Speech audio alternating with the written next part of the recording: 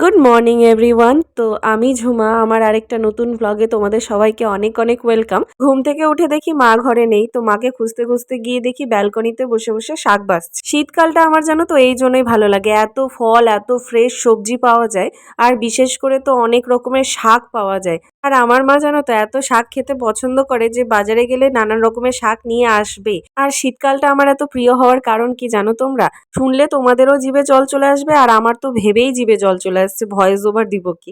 সেই খাবারটা হচ্ছে পিঠে, আর আমার মা নানান রকমের পিঠে বানাতে পারে, বিশেষ করে আমার মায়ের হাতের পাটিসাপটা। আর জানো তো আমাদের বাড়িতে সব থেকে বড় পিঠে লাভার হচ্ছে আমার ভাই। এখনো বাড়িতে নেই বলে, যদি থাকতো তাহলে এতদিনে হয়তো আমাদের বাড়িতে 10-12 বার পিঠে রান্না করা হয়ে যেত। আর তার উপরে যদি আমার দিদা ফোন করে বলে যে আমি পিঠা রান্না করছি, তাহলে আর আমার ভাইকে কে দেখে, ও সঙ্গে সঙ্গে গাড়ি ধরে চলে যাবে মামা বাড়ি। আর জানো তো ভাই নেই বলে ওকে ছেড়ে কিছু ভালো মন্দ খেতেও ইচ্ছে করে না, কারণ ও ওখানে একা একা রান্না করে খায়, একা থাকে, সমস্ত কাজ নিজে একা হাতে করে। আর আমরা ওকে ছেড়ে এখানে ভালো মন্দ খাবো, একদমই ইচ্ছে করে না। ভাই বোনের সম্পর্ক বুঝি এরকমই হয়। তো ভাই তাড়াতাড়ি আয়, তুই আমি মা মিলে একদম সুন্দর করে পিঠা বানিয়ে খাবো।